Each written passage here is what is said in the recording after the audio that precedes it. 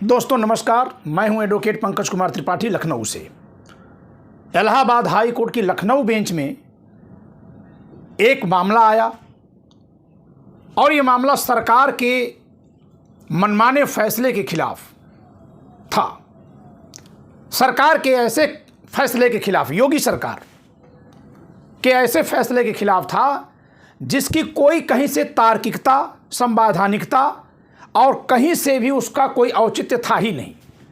ऐसे फैसले के खिलाफ माननीय इलाहाबाद उच्च न्यायालय की लखनऊ बेंच में एक मामला आया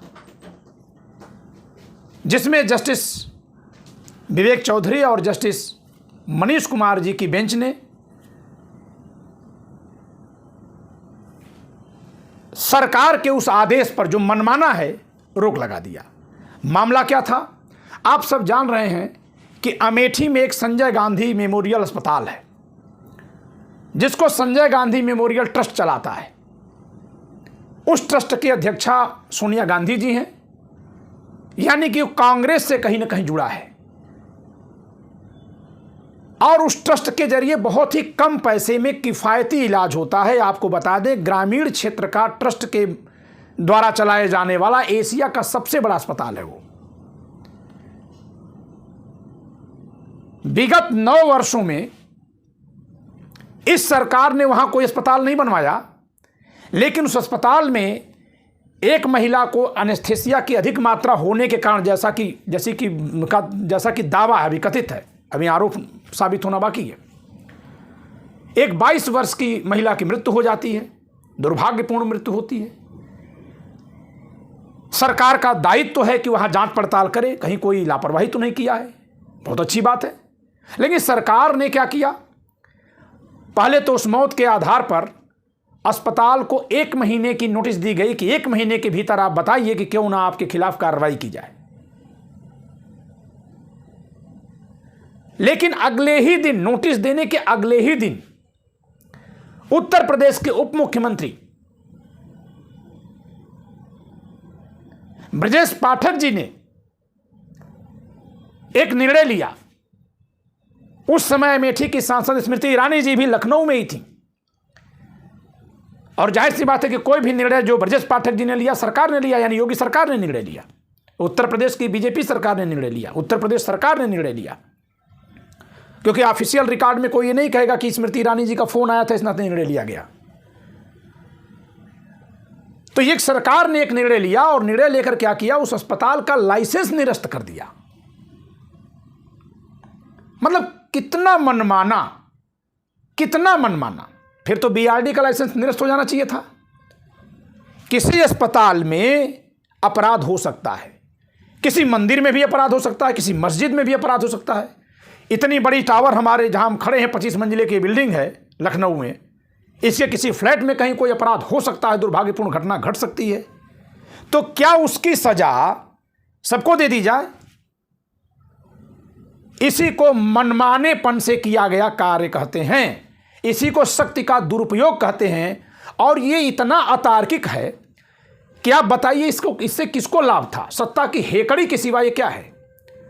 उस अस्पताल में जो और मरीज रहे होंगे, कोई ऐसा अस्पताल बता दीजिए जहां मौतें नहीं होती हैं, और कोई ऐसा अस्पताल बता दीजिए जहां हो चुकी मौत पर कोई सवाल न उठता हो।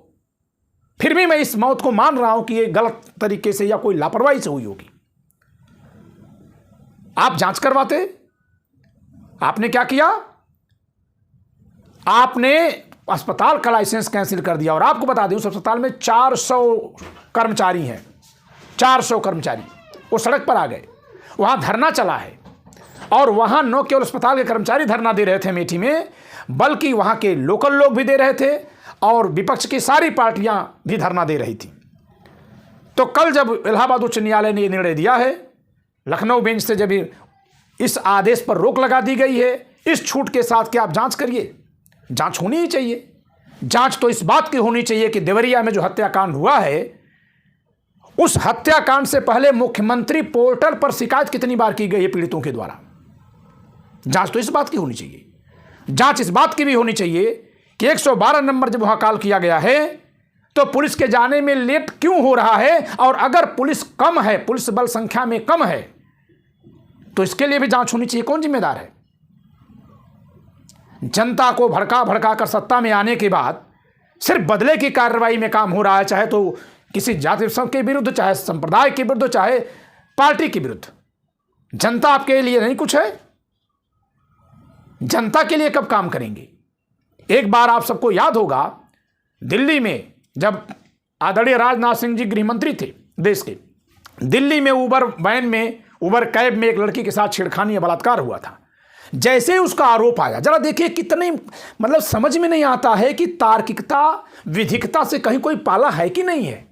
ये कौन सी मानसिकता है? हम तो सामंती भी नहीं कहेंगे। उस समय भारत के गृह मंत्री राजनाथ सिंह जी ने बयान दिया था कि हम सारे उबर वैन पर रोक लगा दे रहे हैं।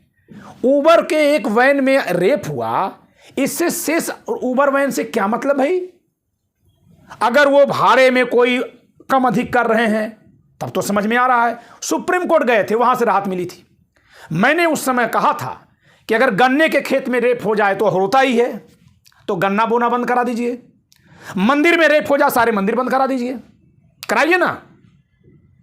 सवाल कोई नहीं कर रहा, इस नाते ये लोग मनमानेपन पर उतरे हैं। सवाल इनसे होना करना पड़ेगा।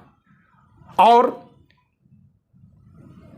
अमेठी से के इलाके से आने वाले माननीय दीपक सिंह जी, जो कांग्रेस के एमएलसी हैं, उन्होंने माननीय उच्च न्यायालय द्वारा उत्तर प्रदेश सरकार के इस मनमाने फैसले पर लगाई गई रोक को विजयदशमी की जीत बताया है। यानी वहाँ के समाज में, वहाँ के लोगों में, वहाँ इलाज कराने वालों में, वहाँ के कर्मचारियों में इससे न्याय के प्रति भावना बढ़ी है। लोगों में जो उदासी छा गई है वो दूर हो गई है। धन्यवाद।